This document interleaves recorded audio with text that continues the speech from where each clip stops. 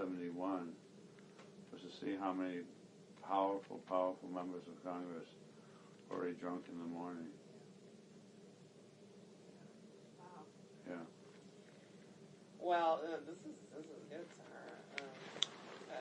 I mean, I'd rather know. Right. There are issues that we can address and kind of handle it, and not know and sort of like assume a rosier reality than there is. Yeah. So, well, we've kept you very long, and I really appreciate it. But is there more that you want to say? No, do you need to go? No, I just want to make sure that everything's covered. No, I mean, that's really everything. The only thing left is that people were saying, as like an advice for the readings, was just maybe as an idea, instead of having like a reading that has a certain political perspective, picking readings from like 3 different political perspectives and like make them slightly shorter readings or excerpts, so that people get a taste of the full conversation instead of like just what, I don't know, like just what FDR thinks or like. And we did that discussion in class, which I loved, which like FDR and MLK, and like we had that, but maybe putting that in the reading so people can like bring that to class with them already. So that was the only last thing. Great. Thank you for taking the time to do this. Thank you. No, thank you. Very helpful. So much. I was honestly like a little nervous because I was like, I know I'm taking up like your time here, and I was just like very, very appreciative that you wanted to like sit. Well, you handled it very well. Yeah, you have a good. You have a good manner about you. Collect information, synthesize it, and then kind of share it. So that's really good. Yeah. Thank you. You're very poised. Oh, I smile when I'm nervous. Thank you so much. Better than frowning. Yeah, that wouldn't go over too long. Thanks. Well, is there anything that you feel that you can unsettled about, or that you want to, continue the conversation later, or? I think it'd be a great idea to continue the conversation, like in a larger setting. Maybe having, because I think you're right that it was weird that people were like, oh, here, speak for me, like say this. And like that was okay. More than happy to do that because people are very nervous about like approaching, being, like critiquing a class, and professors who've been doing this for so long and they know so much, right? So I understand like why people didn't want to like say it themselves. But I think it'd be great to like have an opportunity to invite and maybe have like a follow-up like diversity, I don't know, like an Archer Plus type thing to talk about this. I don't know, or that might get too contentious. I don't know. But well, there's the formal evaluation, right. Oral evaluations, and then the written evaluation. Obviously, we are kind of running out of time. Yes. For extra events. We'll have all day on the 11th, apart from the visit to Monticello. But so maybe that might be a space where we can unpack some things too.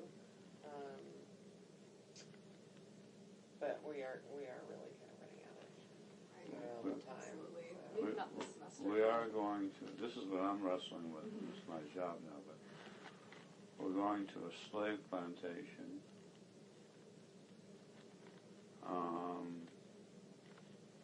of somebody who never occurred to him that women were people. I mean, the next semester we're going to see 12 Angry Men.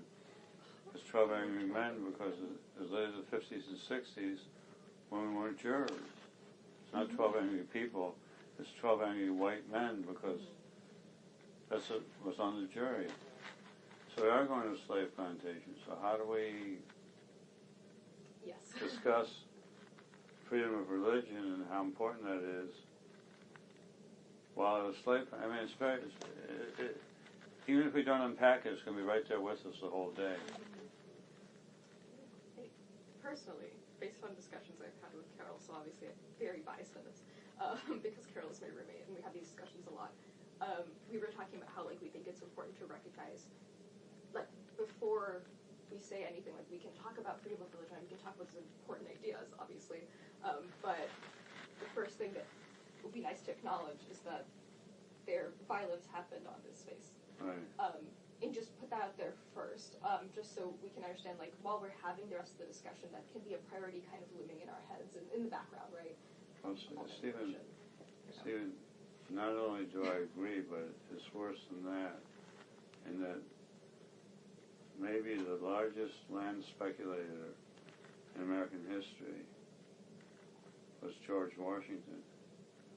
It's not a coincidence that these founders had their plantations so close to the capital, because what New York, their vision of Washington is what New York City is now. They thought that Washington was going to be the port, which was the central and west U.S. in contact with Europe by trade, was going to be through the port of Washington. And they had all these slave plantations that were losing money, and they speculated in land. So George Washington made Donald Trump look like an honest businessman in terms of what he was doing, really. So it's not just slavery to frame it. There's other ways to frame it. So I mean, there are many complex ways to frame it. It's not just freedom of religion.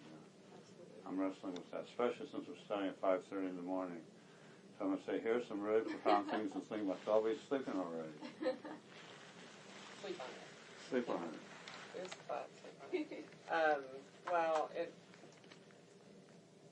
I think it what this trip, and it's the first time that we've done this, but I think that what this does, and this semester we've really tried to be very intentional about putting you in a space where you're, thinking and doing, and so you're going to see a man's house. You're going to see a place where, as you say, violence was committed. You're going to see a place where, it's just all of these conflicts between sort of good and evil, and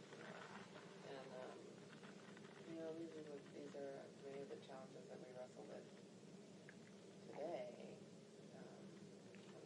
When we're talking about a more perfect union, or just a better place for us or our descendants, or the ones who come after us, or those of us who don't have children. So, and I guess I'm probably more reflective of this now, having just come back from my own little father's exploration, because the town where he was born was was settled by Maroons. By what? Maroons, so they're freed slaves. In Jamaica, it was part of this sugar estate. And so it's like a lot of, I'm talking about a lot of injustice. But The death rate in those sugar plantations was very, they just worked them to death. Very high. That was the business model. So, there's the past. We contend with the past and what it means for us today. We also contend with what we control is right now, and to a small extent, the future. So, how do we make sense of it all? And for you guys, you're just coming out. You're coming into your careers. You're coming into your professional experience. So you're coming into life as an adult and as a professional with a different perspective than me or you on some level. And on the other hand, we're all human, and there's sort of a basic human drive for something. So you're not unlike, the Sahara of 1700 or... Right. So, Well, you did a great job and were very helpful in talking to us, so thank you for doing that. I know that You put a lot of time into it, thank you. Thank you all both for just, like I said, being really receptive, because I know that that's not easy either. And for a lot of professors that I've talked to some who've been receptive, talked to many who have not. So it's just, this has been like really welcoming experience. So thank you. Great. We'll see you bright and early tomorrow. I know you have your thing tomorrow. I got to run, but we'll talk. We talk Monday afternoon. Do you hear Monday afternoon? Yeah, Monday morning. Come Monday morning I have a 7